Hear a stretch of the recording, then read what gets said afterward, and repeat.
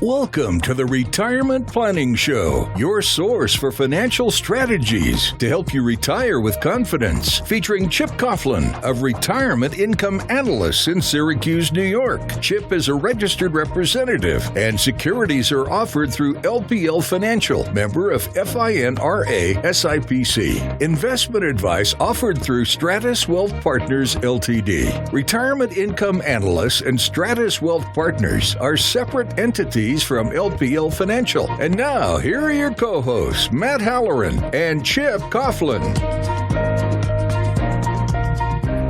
Hello, this is Matt Halloran again, joined as always by Chip Coughlin. Today we are going to talk about the 9 scary retirement stats. Now, these are things you all need to take notes on because Chip's going to drop some serious knowledge on some things that you think you're doing well, but honestly, you should probably take a moment to rethink. So, Chip, where did we get these 9 scary retirement stats? Well, I was doing some research, and I came across an article, and it was from the National Association of Government Defined Contribution Administrators. And this was back in 2015, but I still think it's relevant to today. And I have mentioned these to my clients, and it really hits home how important it is to think and plan for retirement. Not just thinking, though, you have to plan. Mm-hmm. You can't just think about it and hope it's going to come true. You have to plan so that you can make it happen. Well, and that's what you do, right? So the overall idea of working with somebody like you at your firm is to have people not only take a short-term perspective on what's going on and what they need today, but also taking a long-term thing, which is the first statistic, which blew me out of the water, Chip. I was really surprised at this. So tell us what is the number one, and I do believe this should be the number one scary retirement stat. Well, the first one is just 22% of workers are very confident they will have enough money in retirement. And that's a really scary fact. If you look at that, that's only 22% are very confident. It goes down from there. Somewhat confident is 36. So you add those two together, you got 58%. How about not too confident, 17%, and not confident at all is 41%. Oh, 41%. So almost half the people out there are not confident they're going to have enough money to retire. Oh, that's brutal, man. So, and I'm assuming that since you've been doing this for so long, you see the same thing when you're meeting face-to-face with clients? We do, and our clients run the gamut. Some are very ready to retire. We just look at their portfolios. We make a few tweaks because we want stability of income when somebody retires. But some clients come to me, and I almost have to be the miracle worker and say, okay, here's what you've got to do. But then they have to make some very difficult choices. Do I keep the house? Do I keep the car? Do I cut back on the country club? You know, they have to make value decisions to help them get to retirement. Let me take one more step. Mm-hmm. They continued the survey, and what they found out was the workers' confidence in having enough money to take care of basic expenses. That's not living comfortably like the last statistic, but taking care of basic expenses, very confident 37%, somewhat confident 38%. So Ouch. That's just basic living expenses versus comfortably retiring. So it's really, I would say, when 50% of the population is involved, it's an epidemic. Absolutely. I mean, that's a mandate. That's some scary, scary stuff. And then it doesn't get any better. Now, I know we're talking about the scary retirement myths, but this number 2, Chip, I guess this was an eye-opening statistic. I can understand a level of confidence not necessarily being very high, but this next statistic is absolutely terrifying because baby boomers, how many are retiring or able to retire every day? It's like 10,000 a day. And it's really a tough sell because so many people are getting out, but they're getting out at almost the wrong time because they did a study. The Employee Benefit Research Institute did a study in 2015 and they looked at two completely different groups of people. One group is made up of Americans who are still working, and the other is made up of Americans who have already retired. Many people, 25% of the workers surveyed plan to retire before age 65. I'll say that again. Let me start that answer over. 25% of workers surveyed plan to retire before age 65. However, those expectations are not consistent with the experience of the retirees who are surveyed. In those surveys, 65% of the retirees actually retired before reaching 65. Okay? The point is, many people plan to leave the workforce earlier than planned due to reasons which may include health problems, disability, changes to their company such as downsizing or closure. Can I say that one again? Absolutely. Okay. The point is that many people may leave the workforce earlier than planned due to reasons which might include health problems, disability, or changes at their company, such as downsizing or closure. Like many current retirees, some workers are likely to find themselves vulnerable to an unplanned early retirement for health, family, or other reasons. So postponing retirement to make up for inadequate preparation may be a problem for some. That doesn't tell the whole story, though. Mm-hmm. So people are falling out of the workforce earlier than expected. Again, 25% say they want to retire early, mm-hmm. and what you're finding is 65% actually did, but it's not for the reasons you would think. They didn't leave on their own terms. Right. They left because they were essentially forced out due to poor health, a disability, a job change, relocation, and things like that. Well, and that really does lead to number two, though. So if they're getting out early and it's unplanned, this second statistic is even more terrifying. It really is. The second statistic is 45% of Americans have saved exactly nothing toward retirement. So what are they supposed to do, Chip? Well, you got to start young. You got to save early, and you got to save often. And I tell that to all my clients. And when I get a young client, I tell them, get in, stay in, reinvest along the way. It may seem like it's a long way off. 20, 25 years is a long way off. But having the time is an advantage, and putting compound interest into that equation makes it so much better. Mm-hmm. We tell our clients all the time, a small amount of money over a long period of time, you get an explosion of value. Mm-hmm. And that's the value of compound interest. Well, so 45% have saved exactly nothing towards retirement. You just said that 65% leave the workforce before they're supposed to. Right. What is this going to do economically for the United States? Well, as I've said many times before, the government is whispering to us louder and louder every year, take care of yourself. Because a retirement solely based on Social Security is not a retirement that's going to be enjoyable. So you have to have some savings and investments outside of Social Security to have a lifestyle in retirement that you would enjoy. All right, so we just talked about 22% of workers are very confident they will have enough money, which means 78% are not very confident. 45% of Americans have saved exactly nothing toward retirement. But number three, this is another powerful one, everybody. So, Chip, tell us what the number three scary retirement statistic is.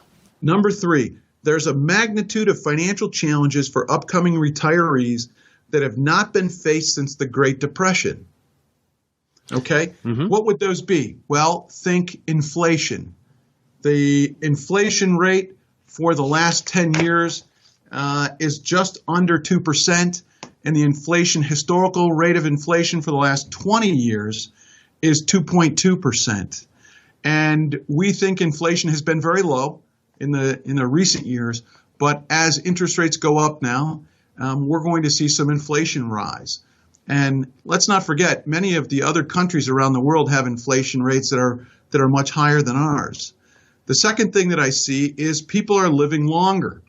The life expectancy of a person that's 65 years old, of a female that's 65 years old, is 85. So essentially, the longer you live, the longer you will live. Mm-hmm. And because of a longer life expectancy, you have to plan for your money to live as long as you do. Okay? Right. The next idea is a decline in pensions. We're talking pensions in the old time sense, the pensions that your parents may have had, your grandparents may have had. The pension would be a retirement plan solely put together by the company that they worked for, and those are declining.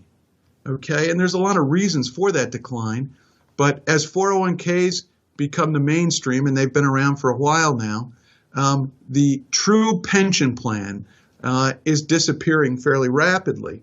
And because of that, people are given the option to save, and many of them don't instill a savings behavior into their financial affairs so that they don't put any money away for retirement. Because let's face it, in a 401k, if you don't put money away for retirement, typically your employer doesn't have to put any money away through a match, and so you're left with nothing downstream. Mm-hmm. So decline in pensions is a big one. And the last one, I think, is people retiring early.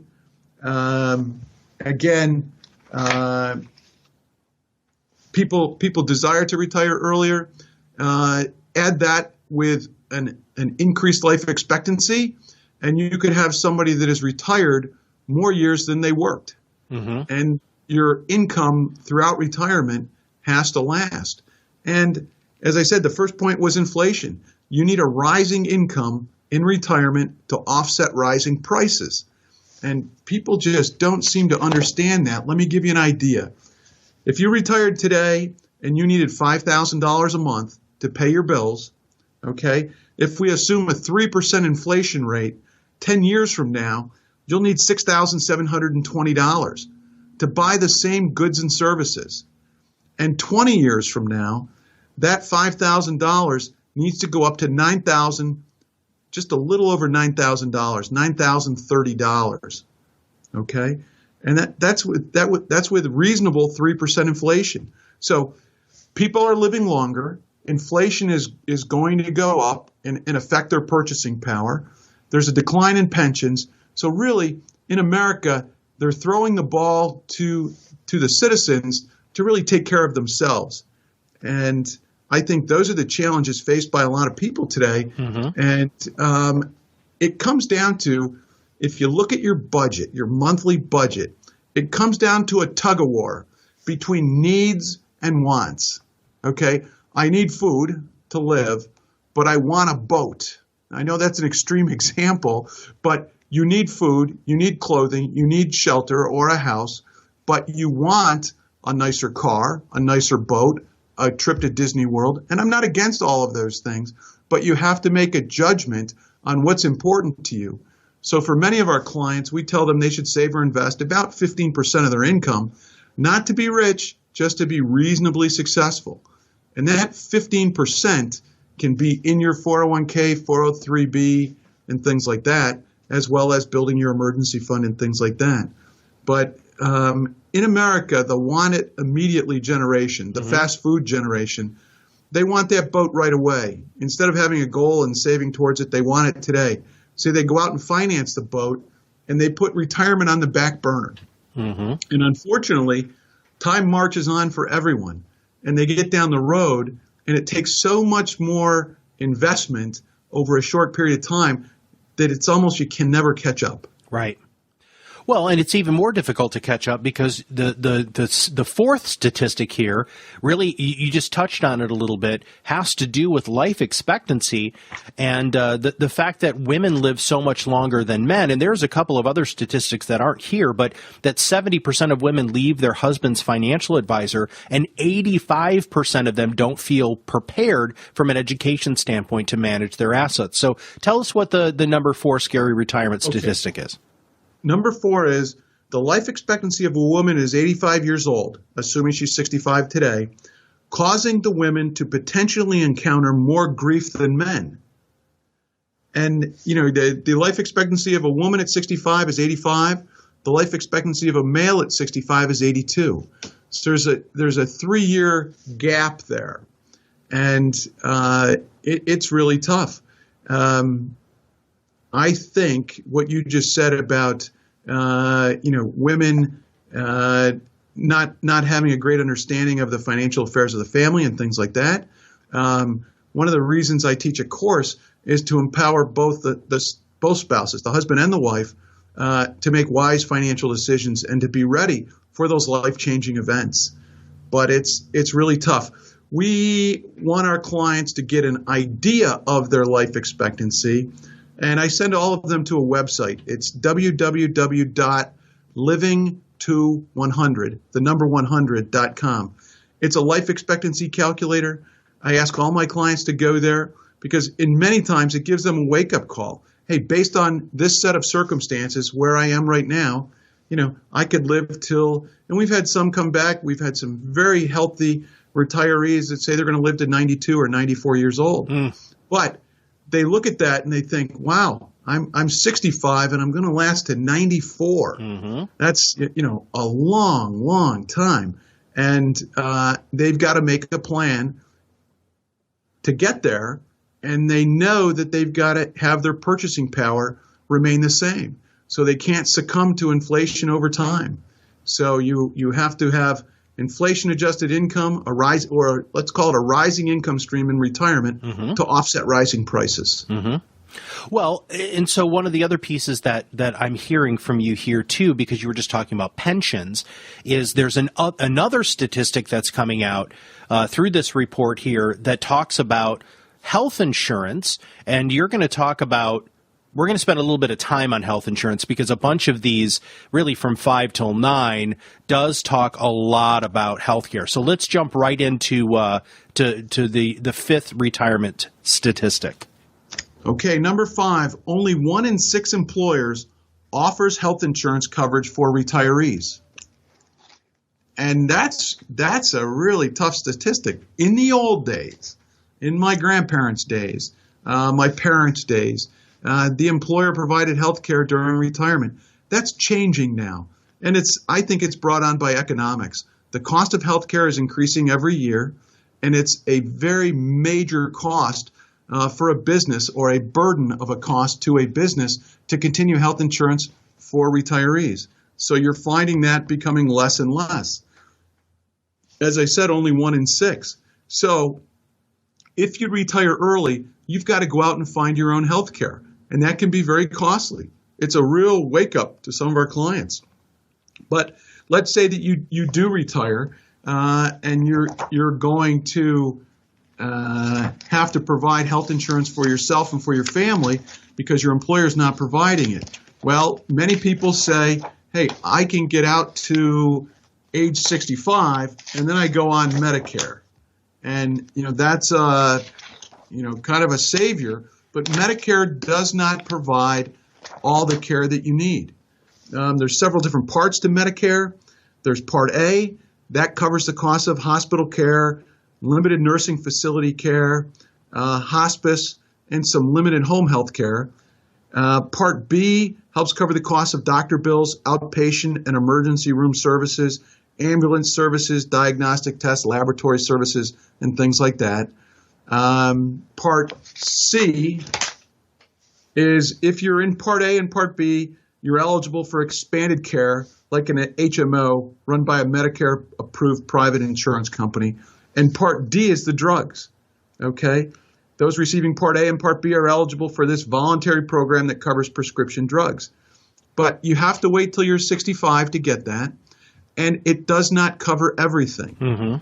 There are co-pays, there are no-pays, and typically you'll find people spending a pretty good chunk of change out of their own pocket once they hit 65 to cover what Medicare doesn't cover. Well, what is that statistic? I mean, what are those numbers? I mean, this is some eye-opening stuff here. Well, the number is quite high. We run a healthcare assessment for our clients. And the out-of-pocket extra costs, I'm looking at one we just did yesterday. The additional costs for a husband and wife run around $14,000 a year. Let me go to 65. Check that. The total for a husband and wife additional costs on the first year at 65, 66 is around $2,500 per year, but it seems to go up every year because the cost of healthcare goes up, right, and the cost of drugs go up. And Medicare isn't the total solution, but there are ways to supplement that with some Medicare supplement policies that'll pick up some of the co-pays and the no-pays. But again, those are costs you're going to have to bear. And I'll tell you, healthcare costs in retirement is not an option. It's an essential cost. Right. Many people overlook that. They're thinking I'm going to have a certain amount of dollars per month, and that's going to pay for my living expenses, pay for my car, pay for my travel, and things like that. But you've got to have health care. And I know with my mother, she's 88 years old, she goes to the doctor quite regularly. And the cost of that care are pretty large. Now, she's lucky in that my dad had health insurance paid for by his company in retirement. He's gone now, and that goes with her as well. But it's still pretty expensive for her. I think those costs with co-pays, deductibles, and the no-pays get very expensive over time. Well, and so let's talk about that. So if you project the average 65-year-old couple, how much will they expect to pay out of pocket for health costs in retirement? Okay, and this is point number 6. The average 65-year-old couple can expect to part with $220,000 for out-of-pocket health care costs. That's a staggering number.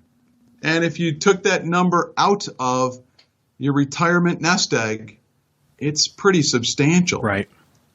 And again, that is a cost that you're going to have to pay. And it's an essential cost. And again, needs versus wants. Needs is you're going to have to pay for healthcare coverage. And you've got to make a plan. To have no plan throws you into the government plan, so to speak. Well, and you talked about inflation, and so let's talk about inflation when it comes to the growth rate of healthcare spending and healthcare costs.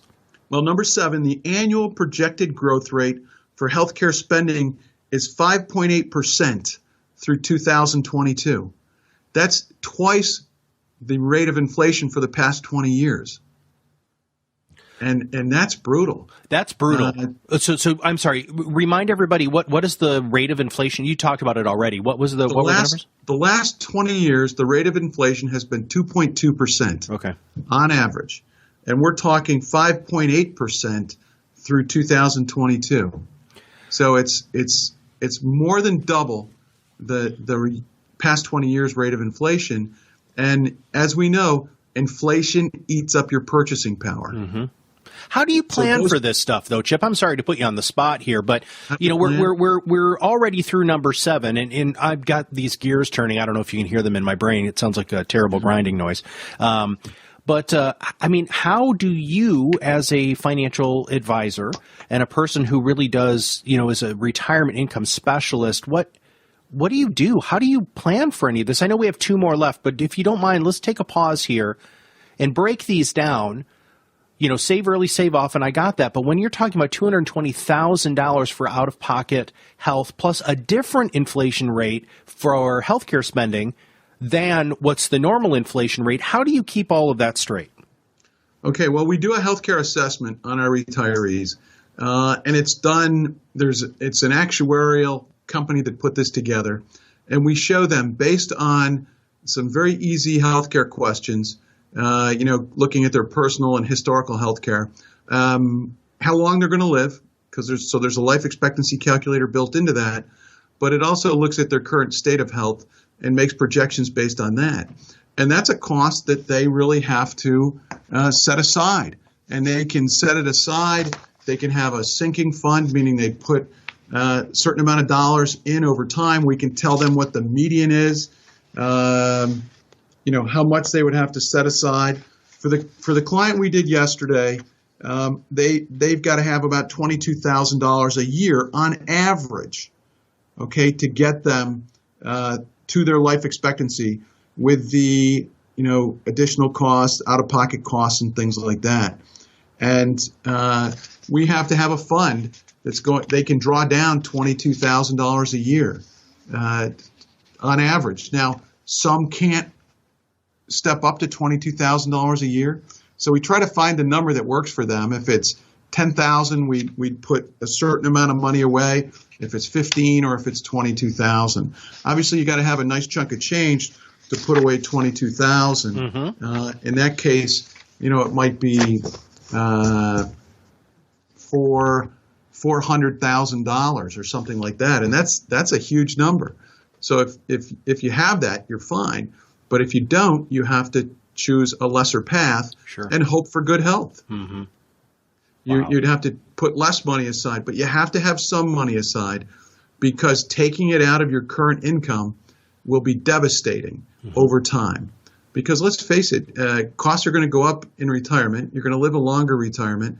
And if healthcare costs are going up, you're going to be struggling to just keep your nose above the water, because the tide is rising with inflation and the costs of doing all these things.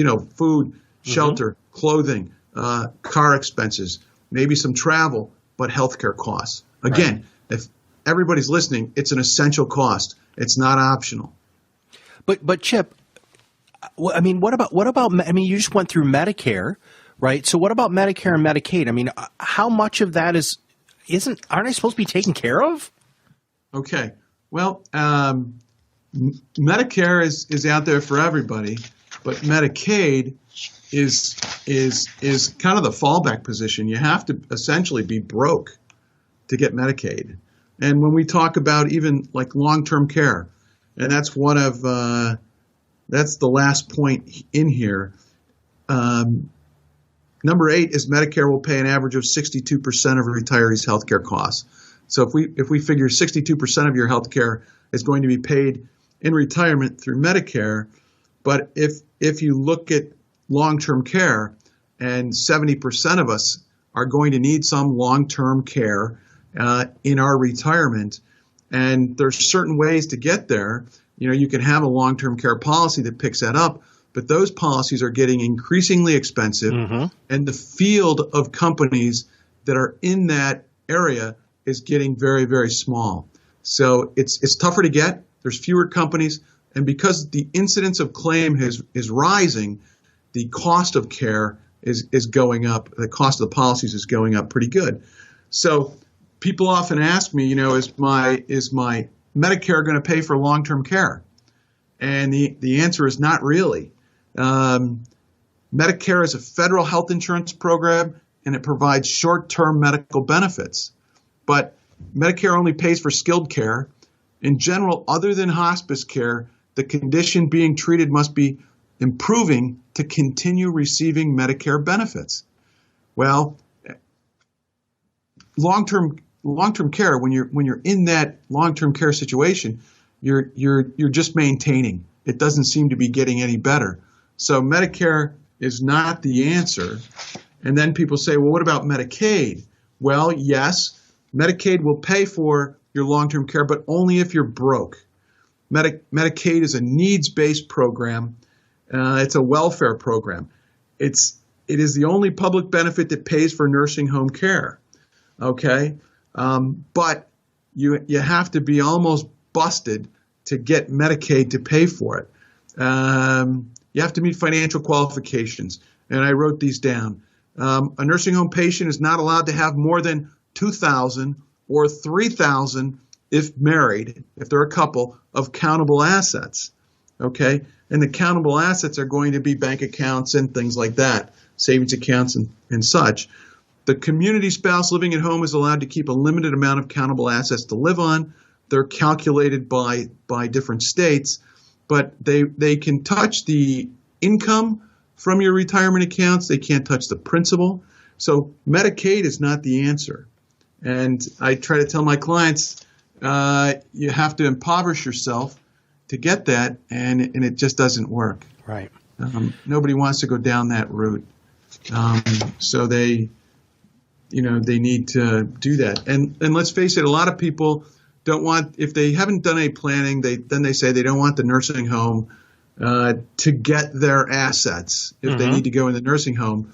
But what people are not aware of is that there's a look-back period, okay? What does that mean? To determine your Medicaid eligibility and such, and it's 60 months. So if you gave away all your assets to your children, hoping to impoverish yourself, and it's within 60 months, they're going to pull those assets back from your children. Oh. And that's crazy. So think about it. You make a gift to your child, you go into the nursing home, the state comes in, they do a little calculation. We're going to go back 60 months. They look at your bank accounts, checking account statements, they look at everything, and they see that, oh, you made gifts to your family 36 months ago, 3 years ago. Right. We need that money back. And where do you think that money went? I mean, we've been brought clients that have given that money away, and then the state had to claw that money back, and the children had already spent those dollars. Right. They bought a boat. They took a vacation. They didn't necessarily spend all of it, but they spent some of it. So now the hardship is on the children to give that money back, and if they've spent some of it, they've got to find the assets to give back.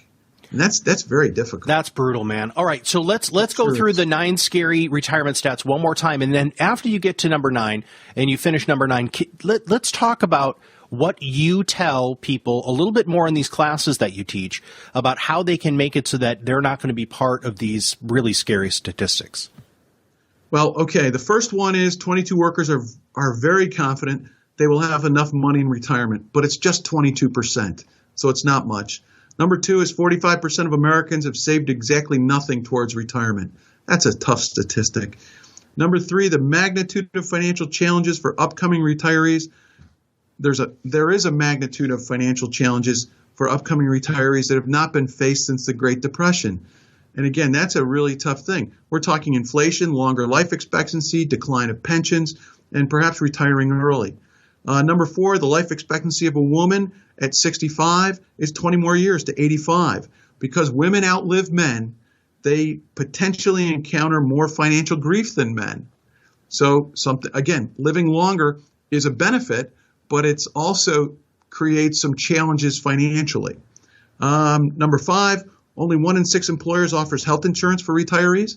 Okay, who's going to pick up that bill? We have to plan for that.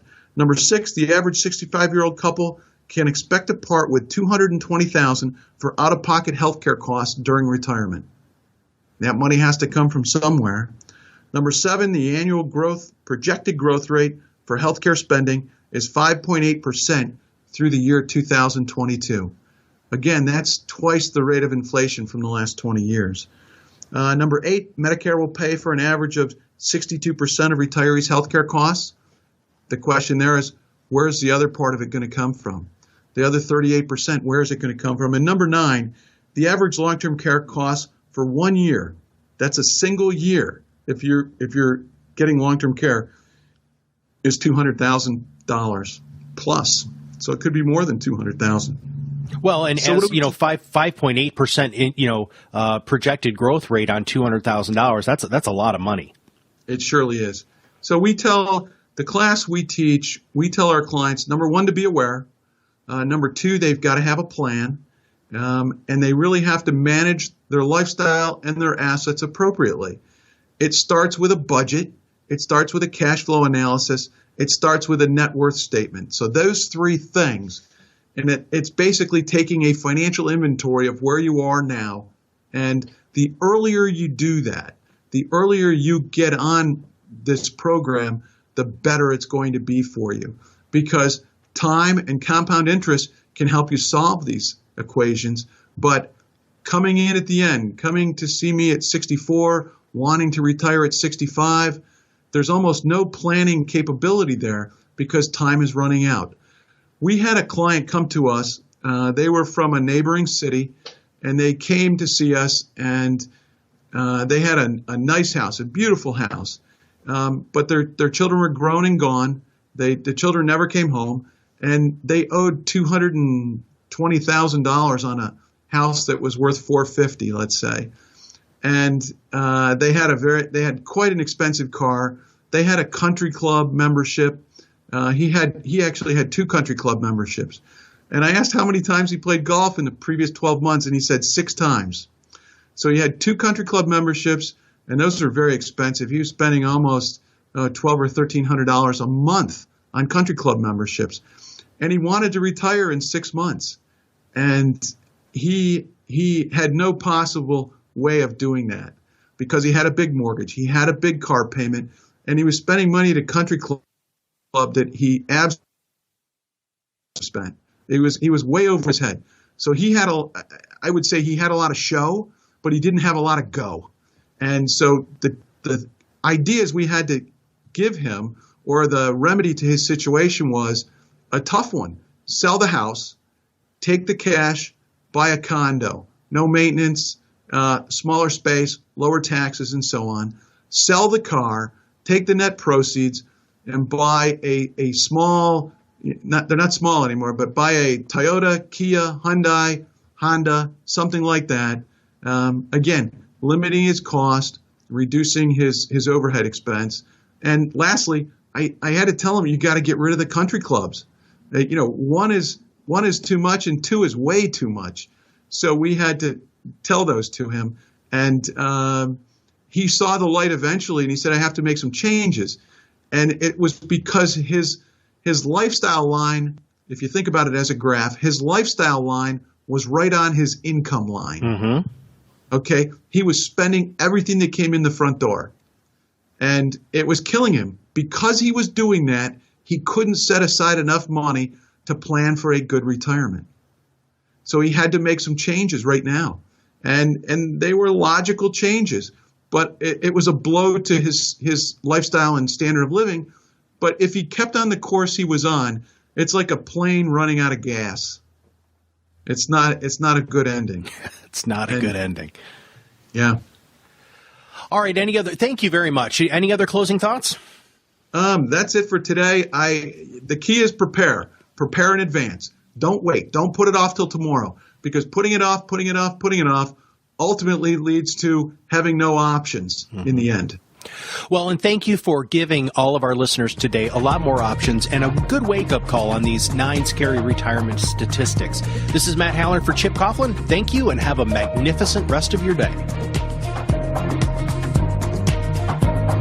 Securities offered through LPL Financial, member FINRA SIPC. Investment advice offered through Stratos Wealth Partners, a registered investment advisor. Stratos Wealth Partners and Retirement Income Analysts LLC are separate entities from LPL Financial. Content in this material is for general information only and not intended to provide specific advice or recommendations for any individual. All performance referenced is historical and is no guarantee of future results. All indices are unmanaged and may not be invested into directly.